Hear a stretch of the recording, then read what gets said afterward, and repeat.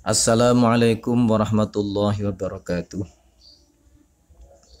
Bismillah, alhamdulillah kita bisa melanjutkan kembali kajian kita, yang mana kita masih melanjutkan hadis kedua dari Kitabul Buyu'.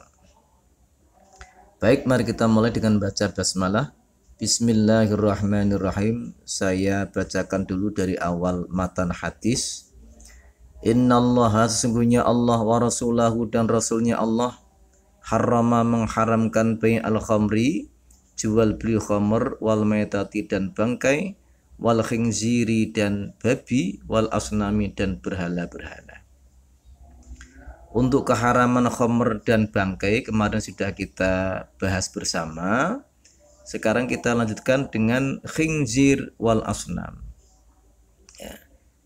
Larangan atau pengharaman jual beli babi ini dalam khazanah fikih, ya, itu ternyata didapatkan tidak ada pertentangan di kalangan ulama madhab tentang pengharaman jual beli khinzir, ya.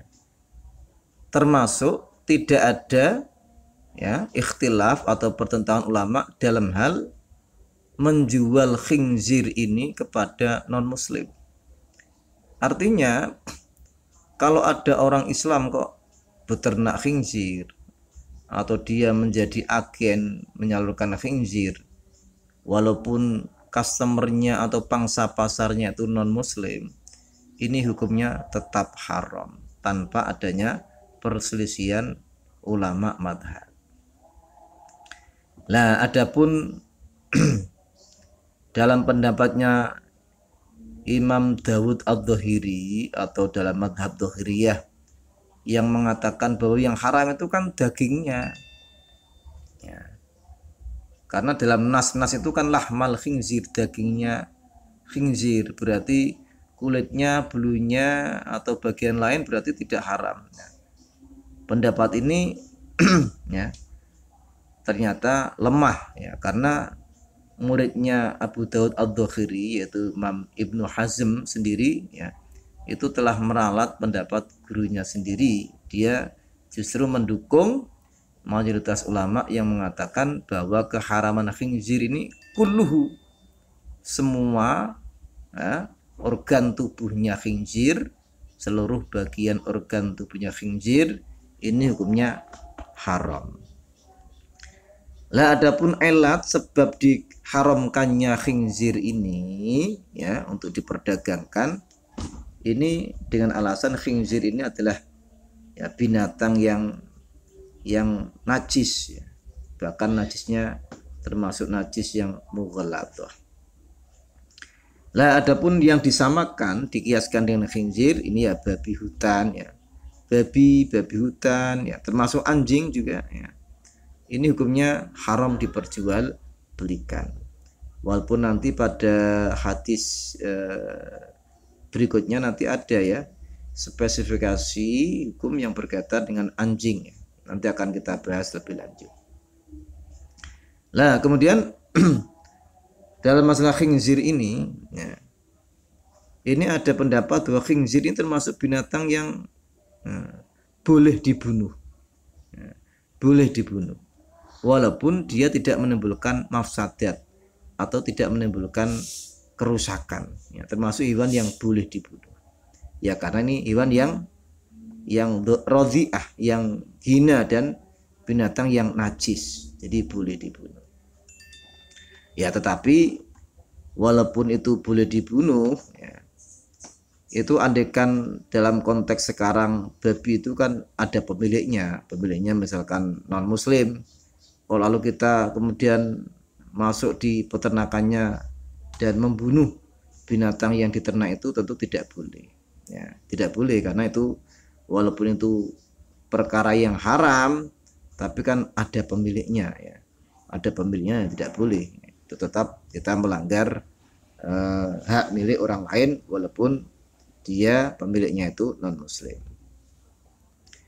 Nah, berikutnya yang diharamkan diperjualbelikan adalah al-asnam, berhala-berhala. Berhala-berhala itu ya mana-mana ya bentuk ya suatu bangun dengan 3 dimensi ya, dengan ukuran panjang, lebar, tinggi ya. Bisa berbentuk binatang, bisa berbentuk tumbuhan, atau berbentuk yang lain ya, atau berbentuk yang lain. Bahkan sebagian ulama juga menyebutkan termasuk dalam definisi al-asnam ini adalah gambar-gambar ya, surah atau tamathil. Cuma masalahnya ya, elat dari diharamkannya jual beli patung-patung di sini ini adalah patung-patung yang menimbulkan kesyirikan. Jadi elatnya itu kan ya madorot atau bahaya, risiko menimbulkan kesyirikan dan kemubadiran harta, penyanyian harta. Ya. Memang pada zaman Rasul konteksnya seperti itu. Orang-orang yang membuat patung berhala itu memang digunakan sebagai media ibadah ya, sesembahan. Tetapi kalau sekarang itu konteksnya patung-patung itu bukan seperti itu ya. Ya, bahkan mungkin digunakan untuk hal-hal yang baik ya, seperti untuk media pembelajaran, sebagai alat peraga, sebagai bidang seni budaya yang sama sekali terbebas dari nilai-nilai syirik, ya tentu hukumnya menjadi berbeda. Karena ada kaidah ya bahwa al-hukmu yaduru ma'a illatihi wujudan wa adaman. Bahwa hukum itu ya, hukum itu bisa berubah-ubah atau mengalami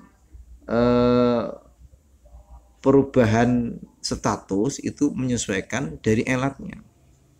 Kalau elatnya hilang, maka hukumnya hilang.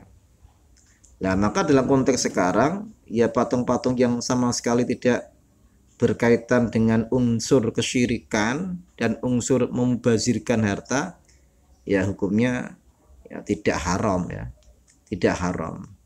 Ya maksimal makruh lah, makruh ya, maksimal makruh, tidak haram.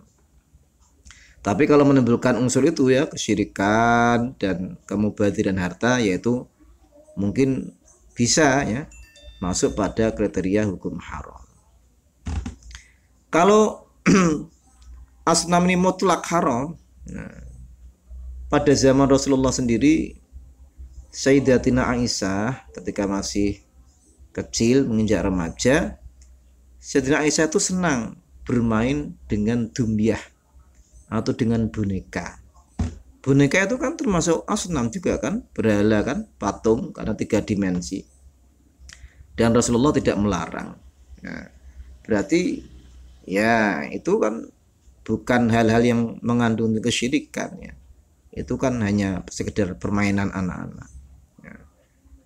Kemudian juga pada masa sahabat itu masih banyak peninggalan-peninggalan jahiliyah yang berupa situs-situs terdahulu ya, di Mesir, di Yaman, di Yordania ya, di Palestina, yang mungkin berbentuk pahatan-pahatan batu, patung-patung batu, dan ternyata tidak dihancurkan oleh para sahabat. Ya sampai sekarang masih ada kan, ya, masih ada peninggalan-peninggalan pra-Islam itu masih ada dan tidak dihancurkan.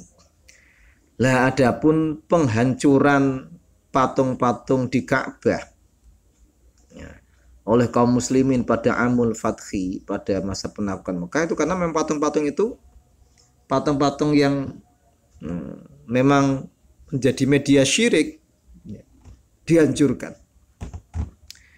Nah kemudian apabila patung-patung dihancurkan, material patung yang sudah hancur itu kan karena hukumnya sudah tidak patung, maka boleh diperjualbelikan. Ini pendapatnya Imam Son'ani yang mensarai Bulughul Maram dalam kitab Subulus Salam itu mengatakan boleh ya, di material bekas penghancuran asnam ya, atau asnam yang sudah dihancurkan, sudah tidak berbentuk asnam lagi, itu materialnya berarti sudah bukan dihukumi asnam, berarti boleh diperjualbelikan. Misal ada patung berbentuk apalah ya, berbentuk binatang terbuat dari emas ya, itu kan haram dijual karena memang patung emasnya jadi pujaan misalkan. Tapi begitu patung itu kemudian dipecah, dilebur, emasnya dipotong-potong, nah itu sah menjual emas dari hasil ya memotong atau menghancurkan patung emas tersebut. Nah ini ada beberapa hal yang mungkin kita bisa kaji ya. Lah adapun gambar-gambar itu termasuk asnam, ya. Jadi hukumnya masuk dalam kriteria asnam. Menurut para ulama, asnam itu tidak harus berbentuk binatang atau tumbuhan. Maka ya, benda salib, ya, salib yang dipakai dalam ritual Nasrani itu juga termasuk kategori asnam.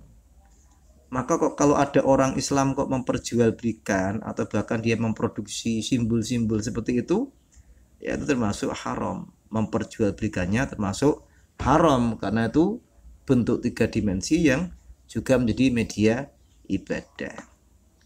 Ya, itu ya.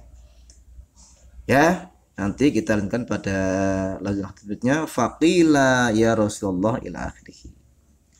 Saya kira cukup dan saya akhiri dengan bacaan alhamdulillah alhamdulillahirabbil alamin.